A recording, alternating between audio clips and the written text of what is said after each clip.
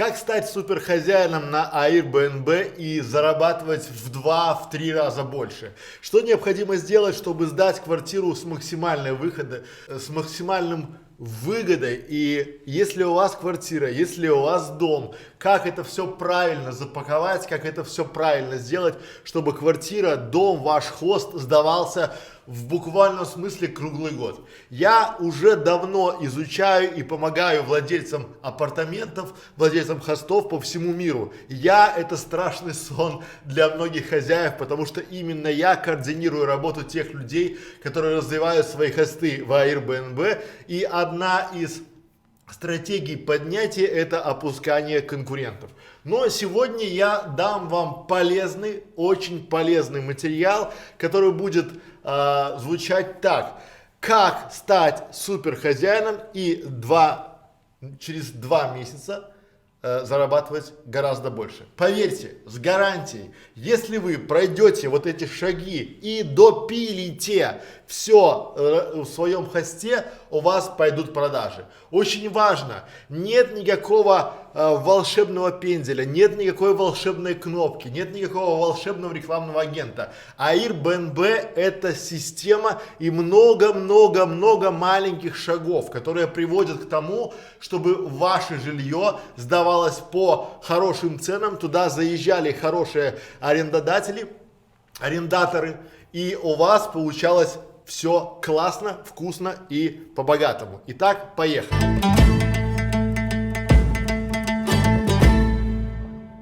Первое. Давайте я вам сейчас прочитаю, что бы я сегодня хотел вам рассказать, чтобы занести. И потом по многим пунктам мы сделаем отдельные уроки, отдельные блоки, которые вы найдете под этим видео. Ссылочки все будут. Итак, надо для себя определиться, что продает ваш хост. Ну, что у вас? Квартира, дом, комната. Будете ли вы там жить, проживать? Будет ли для вас проблема, если кто-то снимет это все на 2 недели, на 3? А если приедут ваши гости? А если приедут ваши родные? А если приедет ваша жена, дочь, мама и решит тоже заселиться? Готовы ли вы к этому? Дальше. Еще один очень важный момент, который я бы хотел вам с самого начала сказать, это то, что продает ваш дом, вашу комнату, это фотографии и отзывы. Вот если у вас плохие, негативные отзывы, то что значит негативные? Для Airbnb 4 это плохо. Мы учили в школе, и у нас было, если ты получил 2, 3, это плохо. Ну, 2 совсем плохо, 3, ну так, да, 4, ну это еще не 5, но и не 3, это хорошо. Так вот, в Airbnb 4 это как и 2, потому что вы сразу попадете вниз в выдаче, и рекомендация ваша как хозяина, если вы особенно получили 5 5, и потом у вас получается там 1 4, то у вас уже не 5, у вас пересчет идет, и соответственно в Airbnb 4 не равно 5, и вам необходимо получать только положительные отзывы. А это значит, что надо предусмотреть вообще практически все, начиная от встречи гостя и заканчивая тем, чтобы у вас в ванной комнате лежал, допустим, не коврик, потому что очень многие считают, что коврики не стираются, а просто чистое полотенце другого цвета. Вот такие детали и делают Airbnb специальным таким хорошим для путешественников сервисом, где они могут, основываясь на фотографиях и на отзывах, принимать решения. Поэтому только фотографии и только отзывы — это 90% победы. Описание краткое, небольшое — это 10%. Соответственно, что смотрит гость? Гость смотрит ваши фотографии, и гость смотрит отзывы. Потом он начинает читать описание. После этого у него складывается картинка. И поэтому самый главный вывод, который мы должны для себя усвоить, это продает ваш хост, продает ваши апартаменты, ваш дом только отзывы и фотографии. Дальше. Но что еще? Что еще должно быть, особенно в нашем таком динамическом мире? Больше полезных деталей клиенту. вот чтобы у вас вот было практически все, чтобы было все, даже датчики угарного газа. Вот это все должно быть. Датчик угарного газа можно заказать, а Airbnb сам его присылает, либо можно купить. Но когда у вас он будет, у вас будет полностью заполнен профайл, и у вас, когда все, согласитесь, вы как гость, если вы куда-то едете, вы выбираете именно те места, где есть все. Мало ли что случится, мало ли что может быть. И отсутствие чего-либо, или вы указали это, и потом у вас этого не оказалось, сразу эта репутация вашего хоста, вас как владельца падает вниз, и вам очень и очень далеко будет до премиального хозяина. Поэтому больше полезных деталей для клиента. Что это значит? Это значит, чтобы у вас была микроволновка. Это значит, что если у вас, вы позиционируете себя как место, где могут останавливаться семьи с детьми, пусть будет обязательно манеж, пусть будет горшок, пусть будет стульчик для кормления, потому что все это очень тяжело и невозможно брать с собой в самолет в перелеты. И вам гости скажут спасибо. То же самое, когда мы приехали, допустим, отдыхаем в Грузии, здесь очень и очень тяжело с сушками белья. Здесь сушка белья это нечто такое невообразимое, а простая элементарная сушка для белья, стоящая, складывающаяся, решает все проблемы. Поэтому вот такие детали, полезные детали, пусть у вас будут всегда. Дальше. Определите для себя, кто наш клиент, то есть кто ваша целевая аудитория. Почему? Потому что именно Airbnb очень трепетно относится, и я бы вам рекомендовал более внимательно отнестись к тому, для кого вы подготовили это жилье. Надо выходить и забирать к себе ту аудиторию, готовить под нее. Согласитесь, если у вас квартира, допустим, трехкомнатная, двухкомнатная, то это вполне себе может подойти для деловых путешественников, для семей с детьми. А если у вас однокомнатная квартира, то давайте позиционировать себя как соло-путешественники. Ну, либо пары без детей и без животных. Когда вы будете точно знать, кто ваш клиент, тогда вы будете точно сегментировать на него, тогда вы будете попадать и таргетировать точно прямо в цель на него. Вы будете отвечать его запросу, отвечать его желаниям. Поэтому так и себе ставьте цель. Для чего? То есть, кто наш клиент? Почему? Потому что в этом случае мы уже начинаем понимать, как себя позиционировать. И самая частая ошибка, когда вы ставите «я для всех». Ну, мы можем и пары принимать, и соло-путешественников, и деловые путешественники, и семьи с детьми, и даже большие группы. Почему? Потому что вы считаете, что у вас очень много спальных мест.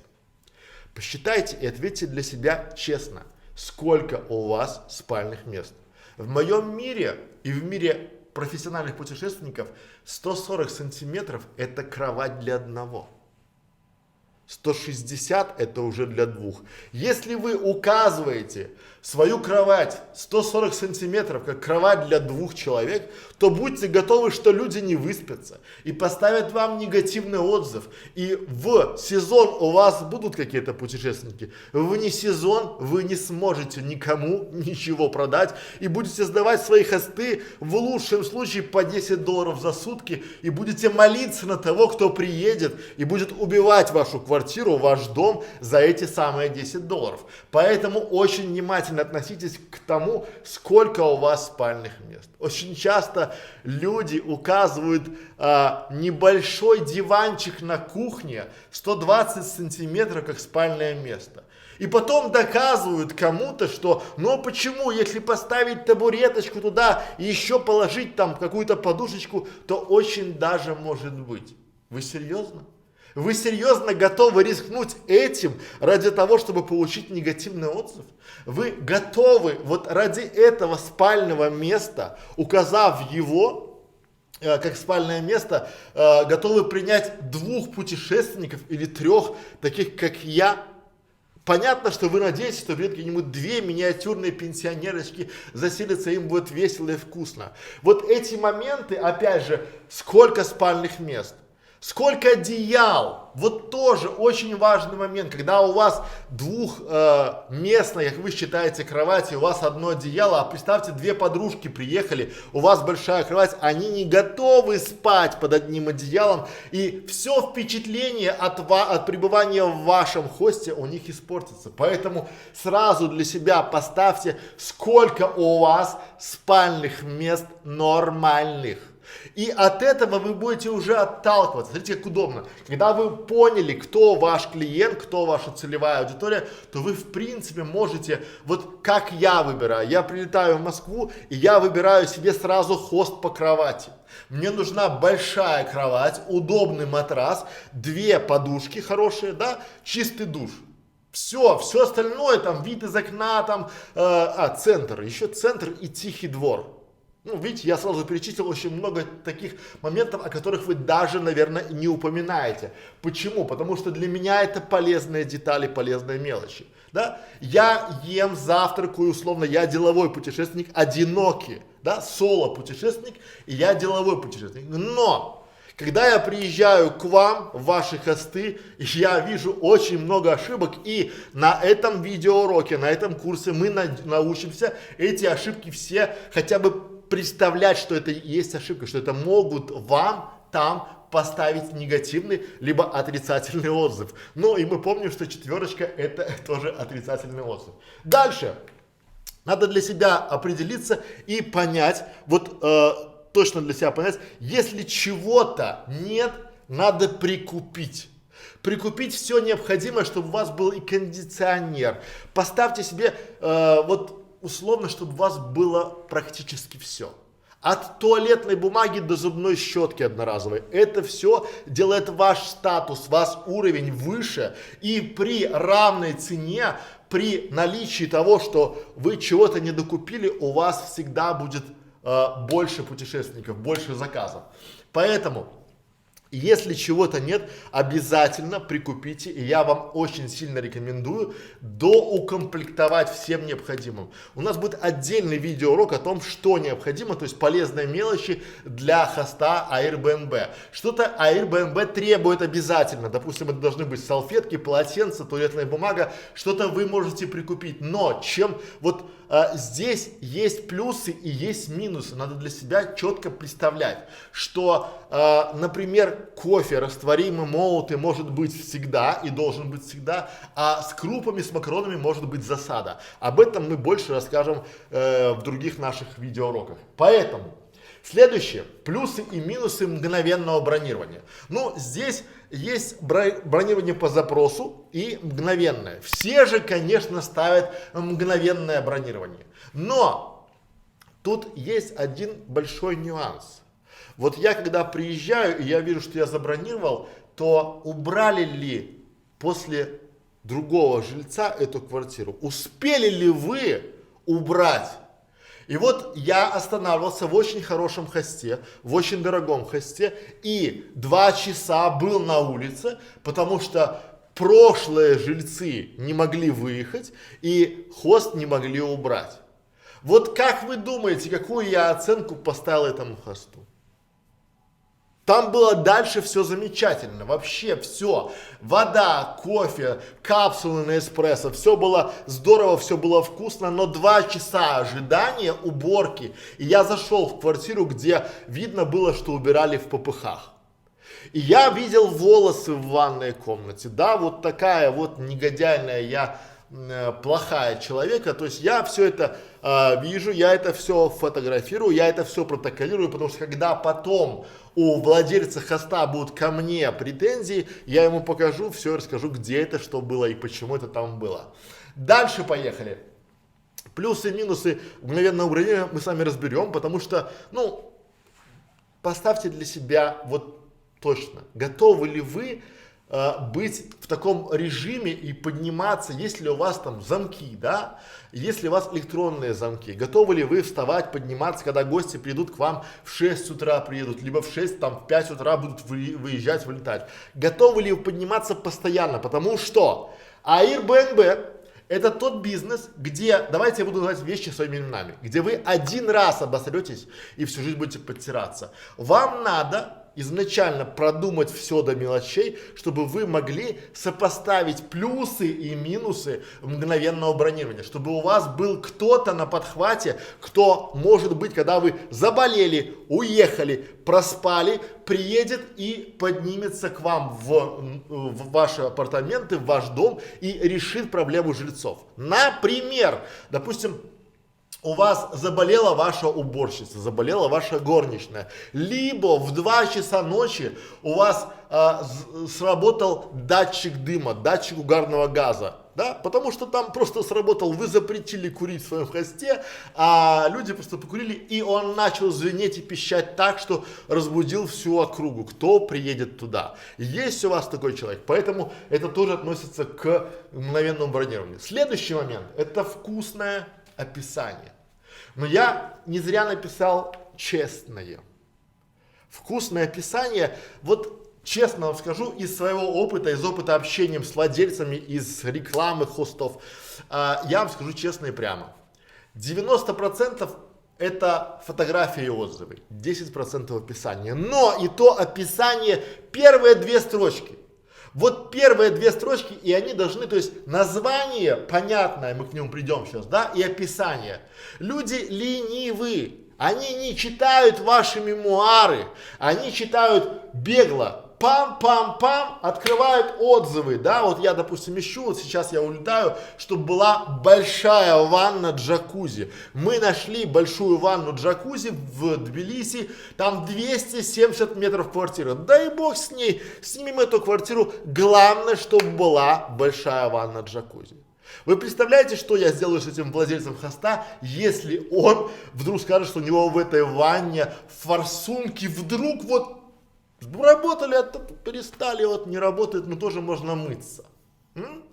Поэтому здесь в вашем описании должно быть то преимущество, оно должно быть вот прямо вкусное ваше описание, да, то есть, но дальше не надо рассказывать какие-то истории, а расскажите о том, какие рядом есть магазины, далеко же ли есть пляж, есть ли платная охраняемая стоянка рядом с вами, может где-то есть, не знаю, больница, может где-то есть там супермаркет, какой-то вкусный там ресторан недорогой там, да, это все надо указывать, потому что люди хотят ехать, а есть базовая ценность. Базовая ценность это еда, они всегда хотят есть, развлечения и экономия. Смогут ли они сэкономить, живя в вашем хосте? Неважно какие-то, богатые, обеспеченные, необеспеченные, все всегда хотят сэкономить. Поэтому ваше описание должно быть полное и полезное для клиента, для вашего жильца. Дальше. Название вашего жилья. Не пишите банальщину, банальщина не работает. Пишите вкусное. Вот мы этому уделим целый урок, целый видеоролик названия вашего жилья. Я вам на примере покажу, и вы сравните свое описание с названием тех апартаментов, тех домов, которые работают, которые только по названию хочется туда заселиться. Более того, ваше название должно быть специфическое и легко запоминающееся, чтобы его можно было по телефону сказать: милая, давай остановимся в Ласточкином гнезде, классное название там, да, либо в апартаменты маленькой принцессы, да? То есть оно должно быть специфическое, понятное, легко запоминающее и самое главное короткое. Вы должны в названии дать концентрат ваших плюшек. Не надо писать туда 46,6 метров квадратных. Вот не надо. Да? Дайте что-нибудь емкое, понятное, но, внимание, не перехвалите. Когда вы пишете апартаменты для маленькой принцессы, я туда приезжаю, и там, ну, скажем так, хрущевка для швеи-мотористки, но далеко-далеко можно сразу нарваться. Поэтому здесь все очень и очень должно быть кратко и понятно. Ну, вот это, наверное, главный пункт. Мы его обсуждали, да. Это окупается вот это много качественных фотографий вашего хоста. Это окупается много-много раз. Если у вас, а я знаю, вот я сейчас нахожусь в Батуми и здесь, ну, здесь очень тяжело с этим, да, потому что люди считают, что они вот одевают корону, у них есть телефон, они берут телефон в руки, они одевают корону и считают, что, ну, мой телефон, я же не зря купила себе iPhone 10 там, или iPhone 11, чтобы я могла снимать сама. Ну, друзья мои, вот я знаю, что я не фотограф, ни разу. И я предпочитаю делегировать, передавать людям, те, которые умеют правильно фотографировать, у вас должны быть продающие фотографии. Фотографии, которые должны быть интересны полезны, интересны для вашего гостя. Вместо, не знаю, хрустальной люстры, которая мне нафиг не нужна, вот, да, покажите мне матрас, покажите мне то, что мне очень важно, потому что вот самая первая фотография, что вы думаете? Для любого путешественника это спальное место. Первое, вот всегда, с кем я говорю с сотнями людей, с сотнями владельцев, да, я говорю, почему вы показываете, не знаю, там, кухню, душевую, мне надо спальное место, я, как путешественник, я день занят, я приезжаю, я хочу спать. Я покупаю место для ночлега, соответственно, первое это спальное место.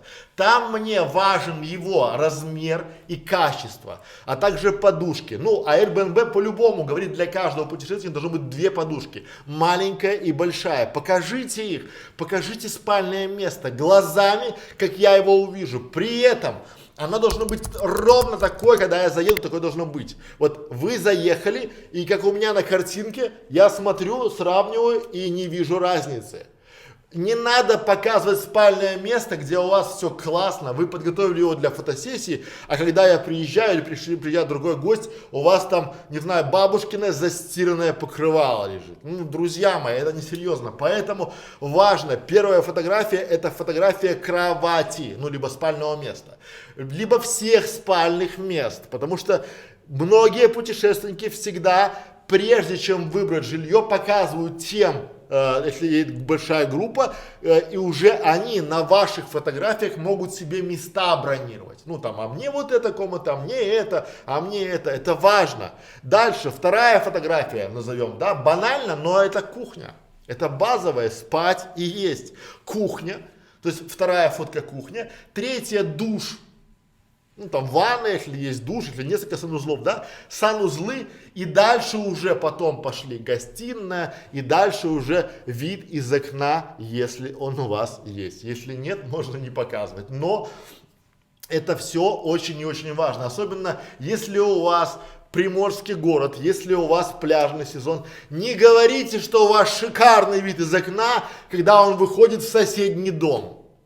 Вот не надо этого говорить, потому что вы в скором времени нарветесь на негативный отзыв, и вам ничего не останется делать, как быть в конце вот этого локомотива, потому что конкуренция очень и очень большая. Ваши фотографии это очень и очень важный момент. Они продают. Фотографии и отзывы продают. Фотографии, отзывы и чуть-чуть описание. Все! Все остальное не продает. Даже я вам скажу одну простую вещь. Вот при прочих равных, если у вас классные фотографии, вы можете играться с ценой. Вы можете играться, и у вас люди любят глазами. У нас глаза это часть мозга, и принимают решения именно глаза, либо кто-то рядом, если вы сделали фотографии, которые соответствуют действительности. Толку от ваших фотографий, если внизу будут отзывы, что мы приехали, ну квартира так себе, она уже подустала, потому что фотографии 3-летней давности. Все. Дальше. Фотошоп это зло. Вот многие ищут людей, которые могут приукрасить квартиру. Вот сравните всегда. Вот многие из вас, наверное, знакомились по интернету, и многие из вас, вы, когда видели девушку или парня по интернету, фотографию его, да, вы видели его вживую и думали, хо-хо! То же самое думают путешественники, когда приезжают в ваши хосты и видят то, что они ехали, куда ехали, и то, что куда вы их позвали. Поэтому здесь, я думаю, комментарий излишний. Но я здесь не зря написал видео. Для чего? Потому что пока Airbnb и Booking, пока они не добавляют видео, но очень скоро, я вам полю инсайт, очень скоро будут еще и видеообзоры ваших хостов. Поэтому смотрите на видео. Если у вас кто-то есть знакомый человек, который занимается видеомаркетингом, как я, допустим, да, они могут всегда прийти к вам на помощь и снять видеообзор небольшой, до минуты, о вашем жилье.